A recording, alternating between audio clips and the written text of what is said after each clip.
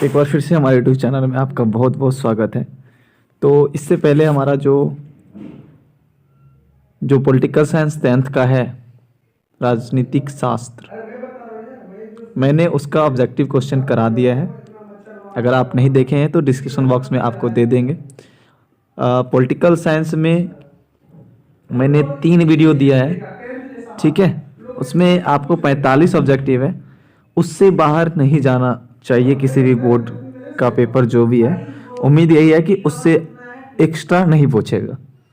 और अब हमारा हिस्ट्री का चैप्टर वाइज हम 10 से 12 ऑब्जेक्टिव क्वेश्चन देंगे, ठीक है।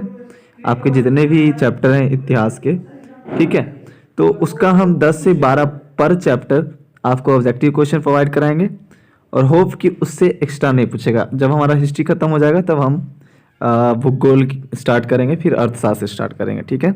सो जिस भी बोर्ड में एनसीईआरटी फॉलो होती है, ठीक है, वो सारे बच्चे देख सकते हैं। और इसके बाद हम लोग स्टार्ट करेंगे सब्जेक्टिव क्वेश्चन, पहले पॉलिटिकल साइंस का, फिर हिस्ट्री का, फिर ज्योग्राफी का, यानी इंडिविजुअली सबका हम लोग सिंगल सिंगल करके देखेंगे, ठीक है। सो विदाउट टाइम वेस्ट किए हुए चलते हैं यूरोप में राष्ट्रवाद का फर्स्ट ऑब्जेक्टिव क्वेश्चन देखते हैं और उसको डील करते हैं, और उसके साथ साथ हम लोग कुछ एक्स्ट्रा भी नॉलेज गेन करेंगे, ओके। तो पहला क्वेश्चन है एड्रियानोपुल का जो संधि हुआ था वह किन 2 देशों के बीच हुआ था? तो यहाँ पे आपका ऑप्शन है तुर्की रूस, बी है यूनान और पोलैंड के बीच, सी है तुर्की और हंगरी के बीच, डी है हंगरी और पोलैंड के बीच। जो यह एड्रियानोपुल का जो संधि हुआ था, आपको बता दें कि 1829 में हुआ था, ओके। और यह जो हुआ था तुर्की और रूस के बीच में हुआ था, ओके।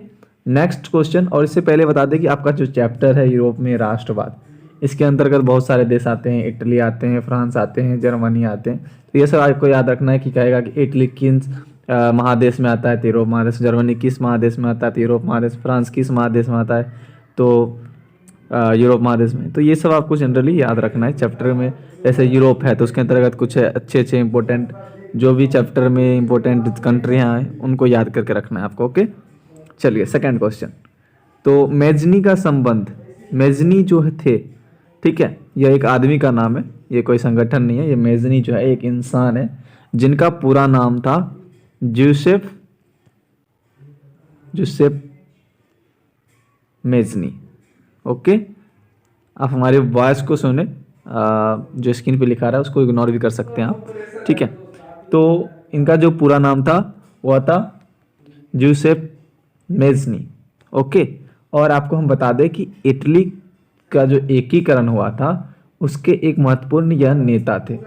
और आपको ये भी बता दें कि आप सुने होंगे, अभी इसका आंसर नहीं हुआ है, आप सुने होंगे कि यंग इटली और यंग यूरोप, ठीक है।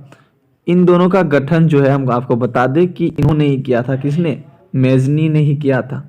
तो मैं ये बताता हूँ कि यंग इटली का जो स्थापना हुआ था वह हुआ था 1833 में, ओके। और आपको कमेंट सेक्शन में बताना है कि यंग यूरोप का जो स्थापना हुआ जो कि मेजनी ने किया था वह कब हुआ था, आपको कमेंट सेक्शन में बताना है, ओके। तो यहाँ से 3-4 क्वेश्चन बन रहे हैं। यंग इटली की स्थापना किसने किया था? मेजनी ने किया था। यंग यूरोप का स्थापना किसने किया? मेजनी ने किया। यंग इटली का स्थापना कब हुआ? 1833 में हुआ था। और अब हम क्वेश्चन पे आते हैं। आपसे मैंने पूछा है कि यंग यूरोप की स्थापना कब हुई, आपको ये बताना है, ओके। तो क्वेश्चन का जो आंसर है, यानी कि मेजनी का संबंध किस संगठन से, तो मेजनी का संबंध जो है वो कार्बोनरी से है। अब हम समझने की कोशिश करेंगे कार्बोनरी वाला है क्या। ये जो कार्बोनरी है यह एक कोयला बनाने वाले लोगों का वर्ग है, ठीक है। यानी कि आपको उससे समझ आ गया कि कार्बोनरी जो है वो एक कोयला बनाने वाले वर्ग को डिनोट करता है। यानी कि मेजनी जो है कोयला बनाता होगा, ठीक है, या कोयले कारखाने में काम करते होंगे, कुछ भी, ओके। तो इसका कार्बोनरी होगा। उसके बाद थर्ड क्वेश्चन है कि नेपल्स की क्रांति कब हुई थी। तो नेपल्स की क्रांति कब हुई थी? इसका ऑप्शन है आपको 1819 में हुआ था भाई, 1820 में, 1821 में, 1822 में। तो इसका जो राइट आंसर होगा वह होगा राइट आंसर 1821 में। ठीक है। और इसके बाद आपको एक चीज़ याद रख सकते हैं कि भारत नहीं बता रहा हूँ मैं, आज़ादी से पहले की बात कर रहा हूँ कि रूस की बात कर रहा हूँ मैं। ठीक है। अभी हम लोग यूरोप की बात कर रहे हैं, सॉरी। यूरोप में नई आर्थिक व्यवस्था जो लागू हुआ था 1921 में हुआ था। ठीक है। और हमारे इंडिया में, भारत में जो नई आर्थिक व्यवस्था लागू हुई थी 1991 में हुई थी। ठीक है। तो ये 100 साल के बाद हुआ था यूरोप में नई आर्थिक व्यवस्था लागू, नेपोल संधि के 100 साल बाद। तो इसके बाद है कि वियना कांग्रेस या वियना सम्मेलन, दोनों में से कोई भी आंसर क्वेश्चन आ सकता है कि वियना कांग्रेस कब हुआ या वियना सम्मेलन कब हुआ। तो उसका ऑप्शन है 1813, 1814, 1815, 1816। तो वियना की राजधानी, वियना किसकी राजधानी है? ऑस्ट्रिया की, ऑस्ट्रिया, ऑस्ट्रिया, ऑस्ट्रेलिया नहीं, ऑस्ट्रिया, ऑस्ट्रिया की राजधानी वियना है।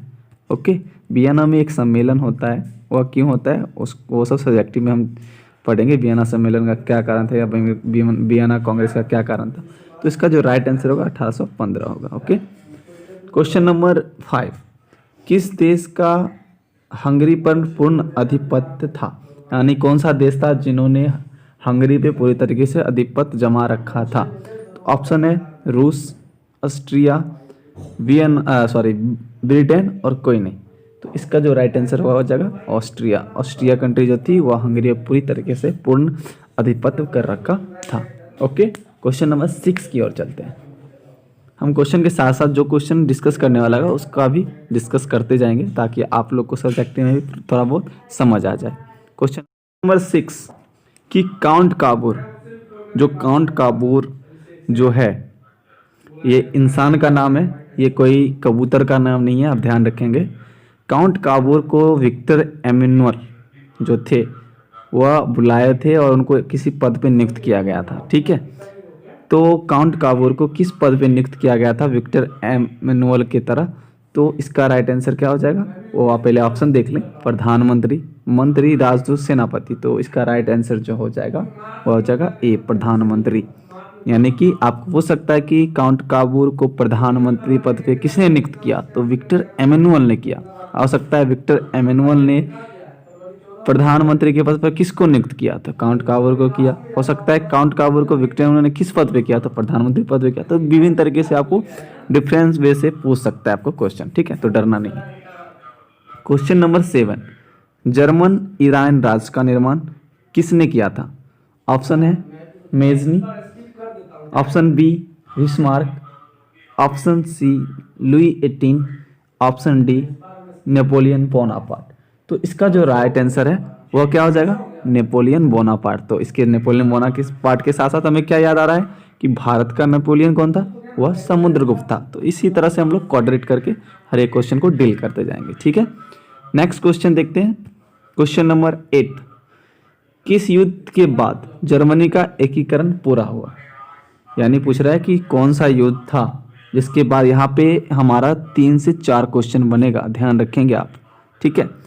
तो कौन सा युद्ध था जिसके बाद जर्मनी का एकीकरण पूरा हुआ?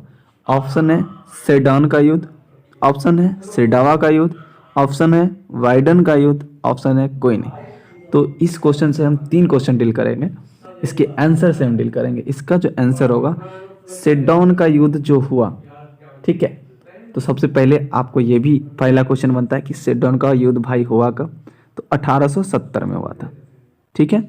अब देखो पहला क्वेश्चन तो ये हुआ कि किस युद्ध के बाद जर्मनी का एकीकरण पूरा हुआ? सेडान। ठीक है। अब दूसरा क्वेश्चन बनता है कि सेडान का युद्ध कब हुआ? 1870 में। तीसरा क्वेश्चन क्या बनता है कि सेडान का जो युद्ध था वह किसके किसके बीच में हुआ था? ठीक है। क्वेश्चन पूछ सकता है कि सेडान का जो युद्ध था वह किसके किसके बीच में हुआ था? तो हुआ था फ्रांस एंड किसके? पर्सा।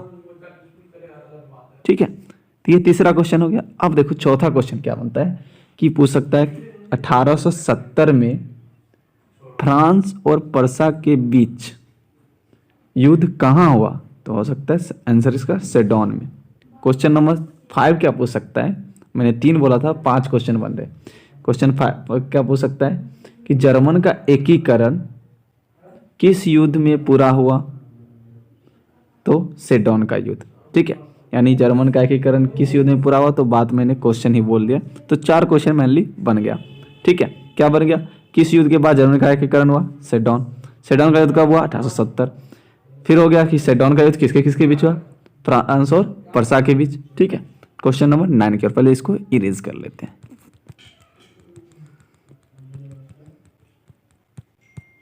क्वेश्चन नंबर 9, फ्रांस में किस वंश की पुनर्स्थापना वियना कांग्रेस के बाद हुआ? वियना कांग्रेस कब हुआ था? 1815 में हुआ था। वियना जो है वह क्या है? ऑस्ट्रिया की राजधानी है। और आपके लिए क्वेश्चन था यंग जो यूरोप की स्थापना मेजनी ने किया था कब किया था? मैंने यंग इटली जो मेजनी ने किया था 1833 में, ये बता दिया। आपको कमेंट सेक्शन में बताना यंग यूरोप की स्थापना कब किया गया। ठीक है, इसके बाद ये जो क्वेश्चन है कि फ्रांस में किस शासन वंश की पुनर्स्थापना वियना कांग्रेस के द्वारा की गई? हैप्सबर्ग, ब्रोवो वंश, ए या बी दोनों, या कोई नहीं? तो इसका जो राइट आंसर होगा यह ब्रोवो वंश होगा। इंग्लिश में इसको बर्बन डायनेस्टी बोलते हैं, और बर्बन जो है वह बिस्किट का नाम है, तो इस तरह आप याद रख सकते हैं। ठीक है, इंग्लिश में इसको बर्बन फैमिली बोलते हैं, बर्बन डायनेस्टी, और बर्बन जो है वह बिस्किट का नाम है। आप कहीं भी दुकान में लेके खा सकते हो उसे। ठीक है, तो क्वेश्चन नंबर 10, इसका जो राइट आंसर था वो था ब्रोवो वंश। क्वेश्चन नंबर 10, यूरोप का मरीज किसे कहा जाता है? कौन से देश को यूरोप का मरीज कहता है? इससे क्या पता चला आपको कि ये जितने भी देश हैं ये सभी कहाँ के? यूरोप के हैं। तो इससे पूछा जा रहा है कि इनमें से कौन से देश को यूरोप का मरीज कहा जाता है? तो इसका राइट आंसर क्या हो जाएगा? 4, तुर्की। ओके, तो इसका राइट आंसर डी हो गया। अगर हमारे चैनल पे नए हो तो चैनल को सब्सक्राइब करना और अपने दोस्त का जरूर शेयर करना, और हमारे चैनल पे बने रहने के लिए बेल आइकन का बटन दबा देना, ताकि आने वाला वीडियो आपको नोटिफिकेशन के जरिए सबसे पहले आपके मोबाइल तक पहुंचे। तो वीडियो में साथ करते हैं। जय हिंद, जय भारत।